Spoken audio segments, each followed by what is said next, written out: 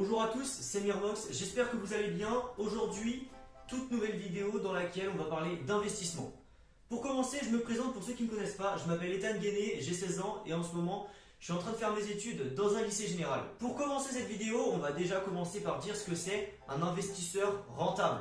Un investisseur, c'est tout simplement quelqu'un qui fait travailler son argent pour la faire fructifier. Par exemple, imaginons que je mets 1000 euros en bourse, je vais chercher bien évidemment à retirer une plus-value, donc de l'argent supplémentaire que j'ai investi. Par exemple, imaginons un rendement à 10%, j'aurai dans ces cas-là 1100 euros. C'est le but d'un investisseur rentable, pas forcément en bourse, ça peut être par exemple dans l'immobilier ou dans par exemple du crowdfunding. Ça dépend de la stratégie d'investisseur. Cette vidéo va se dérouler en 4 grandes parties. Premièrement, pourquoi je veux investir. Deuxièmement, on va parler des moyens que j'utilise pour gagner de l'argent et les moyens que j'utiliserai à l'avenir. Troisièmement, on va parler des sommes que je compte investir et sur quel type de marché je compte le faire.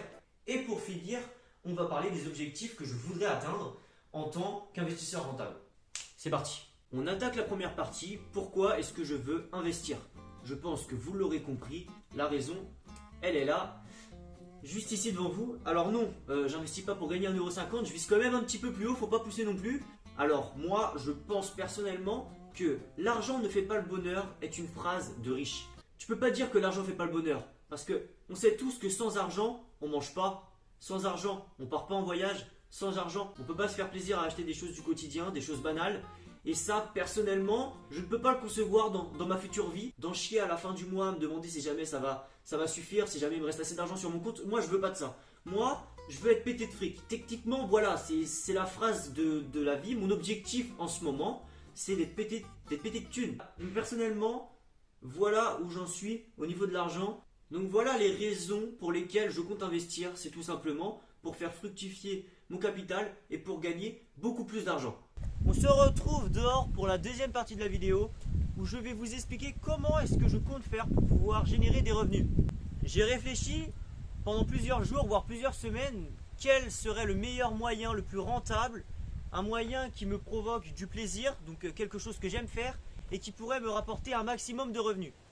Et après de longues heures de réflexion, j'ai trouvé un bon moyen qui pour moi était le plus adapté à ma situation.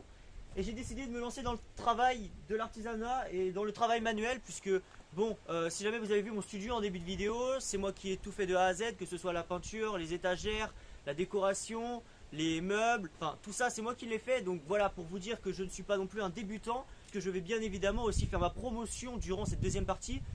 Et je vais vous expliquer comment je l'ai fait, le soin et la qualité qui est apportée aux éléments. Et je vous propose qu'on passe tout de suite à la présentation de ces trois objets. J'ai fait exprès de vous mettre trois objets de trois gammes de prix différents. Ici vous avez le prix le plus bas, le prix moyen et le prix le plus élevé. On va commencer par la présentation de ce porte-manteau mural. Ce porte-manteau il coûte pas cher pour deux raisons. La première raison, c'est qu'il a été fait avec du bois de palette de récupération. Il m'a pris seulement 3 heures à le faire. Et la partie qui coûte le plus cher, c'est cette partie-là, les attaches. Alors elles sont faites en bois massif, bien évidemment. C'est moi qui ai fait tout de A à Z et je le vends au prix de 30€. Il a été poussé et ciré, ce qui est à dire qu'il est totalement protégé. C'est un bois qui est fait pour durer dans le temps, même si jamais c'est pas forcément du bois de très bonne qualité. Ici, nous avons un porte-manteau avec une gamme qui est milieu. Donc le prix est un peu plus élevé que celui-là. Ici on est plutôt sur du 50-60€. J'ai passé plusieurs dizaines d'heures sur celui-là pour le trouver, fixer les pieds, enlever l'écorce, le poncer. Enfin tout ça m'a pris plusieurs dizaines d'heures. Il y a eu de la pâte à bois, donc pour un niveau esthétique. Et vous avez une solidité bien évidemment optimale sur ce type de porte-manteau. Et pour finir, on va parler de mon préféré, mon petit bébé. Donc voilà, là on est sur du assez haut de gamme quand même.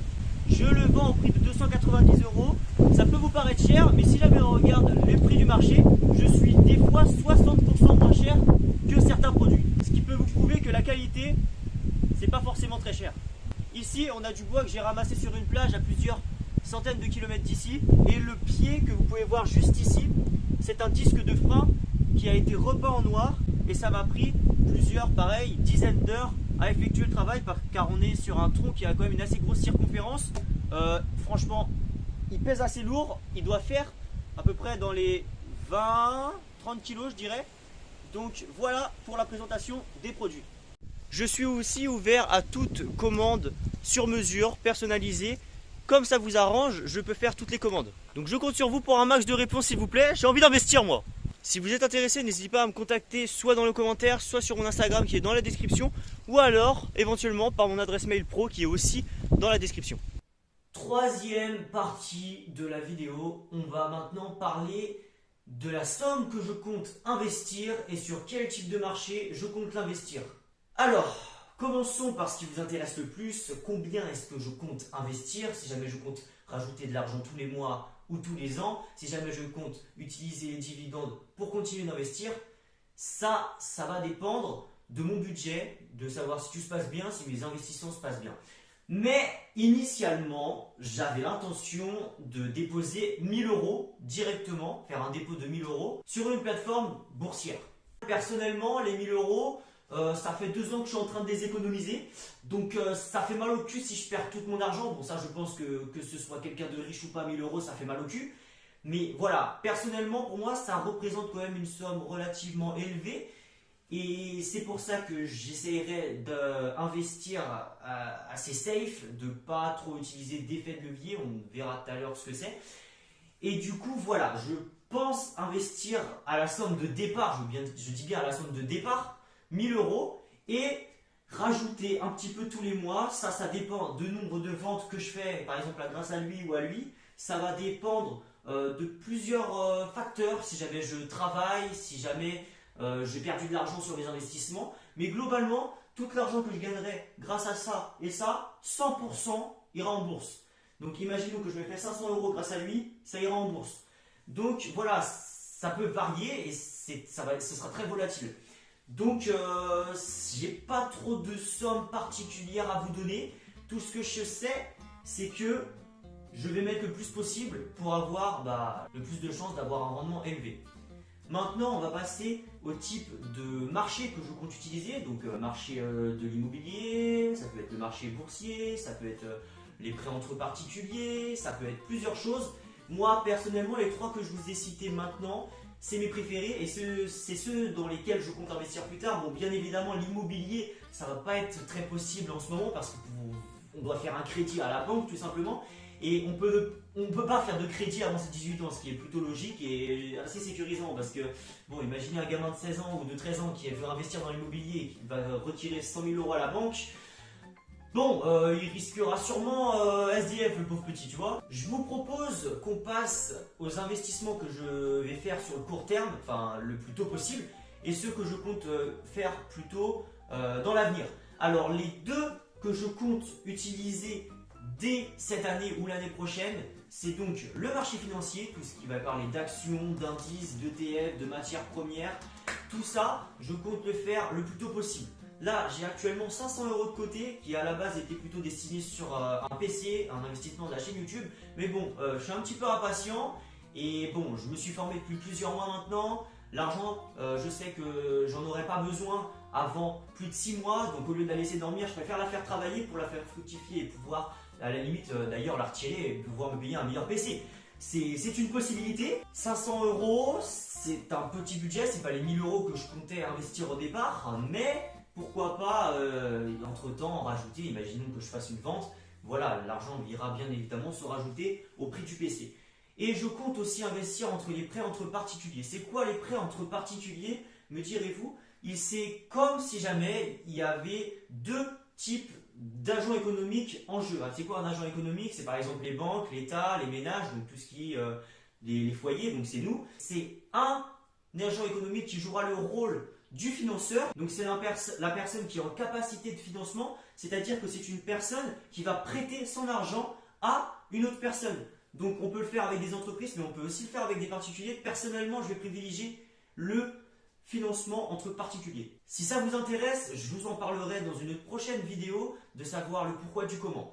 Donc voilà, globalement, c'est ce que je veux investir donc, avant mes 18 ans. Le crowdfunding, donc le prêt entre particuliers, et le marché boursier. Honnêtement, je ne pense pas faire 50-50 sur les 2 marchés. Je pense que vu que je me suis beaucoup mieux formé sur le marché financier, je vais plutôt faire un petit 75-25%. Voilà, ça c'est pour les investissements jusqu'à mes 18 ans. Maintenant, on va passer à après mes 18 ans. Après mes 18 ans, l'investissement que je souhaite faire le plus vite possible, c'est bien évidemment l'immobilier. Qu'est-ce qui est important dans l'immobilier? C'est premièrement le prêt que tu vas faire à la banque. Alors, je vais m'expliquer. En fait, ce qui est bien, c'est que on peut avoir une grosse somme d'argent, même si jamais on s'endette, on peut avoir une grosse somme d'argent directement, ce qui va nous permettre d'investir dans un bien qu'on n'aurait pas pu acheter en temps normal, où on aurait dû économiser plusieurs années. Là, ce qui est bien, c'est qu'à 18 ans, tu présentes un dossier à ta banque et ils vont accepter ou non ton crédit. La plupart du temps, il est accepté si jamais voilà, tu es quelqu'un d'assez sérieux, que tes antécédents, ton historique bancaire n'est pas dégueulasse d'ici les 3 mois précédents. Normalement, il va être accepté. Globalement, les banques ne refusent pas un crédit car elles s'enrichissent et moi, je m'enrichis. Donc, ça fera un cercle vicieux. Plus je m'enrichis, plus j'investis, plus je fais de crédit, plus j'enrichis la banque. Enfin, voilà, on ne va pas trop s'étaler sur le sujet, mais en gros, voilà le premier avantage, donc le crédit à la banque, qui pourra nous permettre d'investir de l'argent. Deuxième avantage, c'est que du coup, on peut acheter un bien et être rentable maintenant, directement, dès le premier mois, on peut être rentable. Ça, c'est techniquement. Bien évidemment, tu ne vas pas te faire 3 000 € le premier mois après ton investissement. Ça dépend si tu as bien géré ton emprunt, ça dépend si jamais tu as bien négocié le prix du bien, ça dépend si jamais tu payes des impôts au début, si tu as fait des travaux, si jamais tu as rajouté de la valeur à ton bien. Ça dépend de plusieurs critères, bien évidemment. Si jamais c'était aussi simple, tout le monde le ferait. Quand je vous disais qu'on peut être rentable dès le premier mois, je vous explique pourquoi. Si jamais tu fais un emprunt, tu vas devoir verser des taux d'intérêt à ta banque tous les mois sur une certaine durée. Imaginons que je paye 200 € de taux d'intérêt tous les mois que je dois à la banque et que lui, par exemple, mon bien me ramène 300 €. Dans ces cas-là, vous aurez bien compris que je me fais une marge de 100 €. C'est ça ce qu'on appelle le cash flow. Après avoir payé les impôts, après avoir tout ça, on va avoir un revenu qui sera du coup rajouté à notre salaire et c'est ça qui va nous intéresser, nous, en tant qu'investisseurs. Donc c'est bien ce que vous comprendrez que on peut être rentable non pas sur 20 ans après avoir payé son emprunt, mais on peut être rentable directement après avoir trouvé des locataires ou avoir après, si jamais tu fais de l'achat-revente, juste après avoir revendu ta maison. Donc voilà, c'est ça le pouvoir de l'immobilier et personnellement je pense que c'est la meilleure façon de pouvoir gagner énormément d'argent le plus rapidement possible. Mais bon, évidemment, c'est comme tout investissement, il y a des risques. Bon, je ne vous en parle pas maintenant parce que ça va vous bourrer le crâne et que vous n'allez rien comprendre. Mais globalement, voilà les 3 investissements que je compte faire. Je vous propose de passer maintenant à la dernière partie qui sont mes objectifs. Quels sont mes objectifs? Alors, c'est assez variable. Alors moi, mon objectif principal, c'est qu'avant mes 18 ans, j'ai réussi à investir 2 000 € en bourse, en investissement, crowdfunding, tout ce que vous voulez. C'est mon but, pour l'instant, il est assez petit, c'est d'avoir investi 2 000 € avant mes 18 ans. Ça, c'est mon premier objectif. Mon deuxième objectif, c'est un très grand objectif, mais c'est un objectif que toute personne se disant investisseur souhaite forcément. Alors moi, évidemment, je souhaite devenir millionnaire, multimillionnaire. Voilà, on souhaite tous de devenir multimillionnaire. Mais moi, personnellement, un de mes objectifs, c'est d'y être avant mes 30 ans. Voilà, un objectif, c'est fait pour être réalisable. Je sais que c'est possible d'être millionnaire avant ses 30 ans. Il y a beaucoup de personnes qui l'ont fait. C'est globalement mes 2 plus gros objectifs que j'espère atteindre le plus rapidement possible. Parce que 30 ans, c'est la date limite. Mais si je peux les atteindre avant mes 29 ans, ça me dérange pas, tu vois. C'est la fin de cette vidéo. J'espère qu'elle vous aura plu. Dans ces cas-là, n'hésitez pas à liker et à vous abonner. Sur ce, ciao tout le monde et à la prochaine.